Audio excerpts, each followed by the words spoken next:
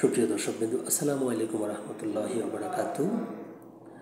বাংলাদেশের ক্রীড়াঙ্গনে মেয়ে ফুটবলারদের সাফল্য একরকম চোখে পড়ার মতো।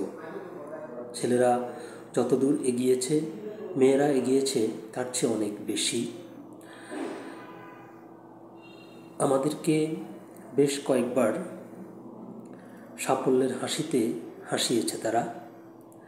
সেই মেয়ে ফুটবলাররা এবার কোচ নিয়োগকে কেন্দ্র করে একরকম প্রতিবাদ মুখর, এমনকি তারা গণ অবসরের ঘোষণাও দিতে পারে, এরকম একটি খবর প্রকাশিত হয়েছে দৈনিক প্রথম আলো পত্রিকায়। তো চলুন দেখি আমরা খবরটির বিস্তারিত কি লিখেছে। সাবিনাদের বিদ্রোহ, বাফুফে বলছে কোনো কথা চলবে না। কোচ পিটার বাটলারের সঙ্গে সাবিনা খাতুনদের দ্বন্দ্ব প্রকাশ্যে এসেছিল গত অক্টোবরে কাঠমান্ডুতে সাব চ্যাম্পিয়নশিপ চলার সময়। মিডফিল্ডার মনিকা চাকমা তখন বলেছিলেন কোচ সিনিয়র খেলোয়াড়দের পছন্দ করেন না। তার এই অভিযোগ নিয়ে তোলপাড় হয়েছিল বাংলাদেশ দলে। বাইরের কারো ইন্ধনে মেয়েরা এমন করছেন বলে অভিযোগ তোলেন বাটলার। সেই বাটলারের অধীনেই সাব শিরোপা ধরে রাখে বাংলাদেশ, কিন্তু সাফল্যের পরও শান্তির পতাকা উড়েনি। মেয়েরা মেনে নিতে পারেননি বাটলারকে আর কোচ হিসেবে চান না, এমন কথাও তারা সংবাদ মাধ্যমের কাছে বলেছিলেন। তবে বাফুফে সেটিকে গুরুত্ব না দিয়ে বাটলারের সঙ্গে 2 বছরের চুক্তি করেছে। নতুন চুক্তির পর কোচ ঢাকায় ফিরেছেন গত সোমবার। কোচ ফেরার পর আবার সেই দ্বন্দ্বের খবর বাইরে আসছে। ফুটবল অঙ্গনে আজ রটে যায় বাটলারের অধীনে অনুশীলন বয়কট করেছেন সাবিনারা। তবে বয়কটের কোনো ঘটনা ঘটেনি বলে নারী দলের মিডফিল্ডার ঋতুপর্ণা চাকমা জানিয়েছেন। বাফুফে ভবনের সামনে আজ বিকেলে তিনি সাংবাদিকদের বলেন, বয়কট নয়, সূচিতে আজ অনুশীলনই ছিল না মেয়েদের, তবে তারা জিম করেছেন। ওদিকে নানা সূত্রের খবর, মঙ্গলবার বাটলারের ডাকা টিম মিটিংয়ে মেয়েরা নাকি যাননি। তারা একরকম বিদ্রোহ করে বসেন। তবে এ নিয়ে বাফুফের পক্ষ থেকে কিছু বলা হয়নি।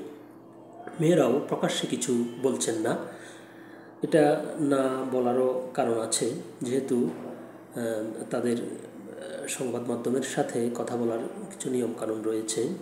এজন্য হয়তো তারা খোলাখুলিভাবে কিছু স্বীকার করছেন না বা বলছেন না। বাফুফের টেকনিক্যাল কমিটির প্রধান, সিরাজগঞ্জ জেলা ফুটবল অ্যাসোসিয়েশনের সভাপতি কামরুল হাসান হিলটন আজ এ বিষয়ে কথা বলেছেন। মেয়েরা এই কোচকে চান না, তারা নাকি অনুশীলন বয়কট করেছেন। এই ব্যাপারে জানতে চাইলে বাফুফে ভবন চত্বরে সাংবাদিকদের তিনি বলেন, মেয়েদের কথায় তো আর কোচ মনোনয়ন হবে না। কামরুল হাসানের কথায় খেলোয়াড়দের উপর নির্ভর করে তো আর ফেডারেশন চলবে না। আমাদের ম্যানেজমেন্ট আছে, নির্বাহী কমিটির সদস্যরাও আছেন, তারা সকলে মিলে এই বিষয়ে সিদ্ধান্ত নিয়েছেন। সেই ক্ষেত্রে খেলোয়াড়দের কোনো কথা এখানে চলবে না। কোচের সঙ্গে মেয়েদের দ্বন্দ্ব প্রসঙ্গে কামরুল হাসানের ভাষ্য, খেলার মধ্যে কিছু ছোটোখাটো সমস্যা থাকতেই পারে, এটা আমরা দ্রুততম সময়েই মিনিমাইজ করে নেব।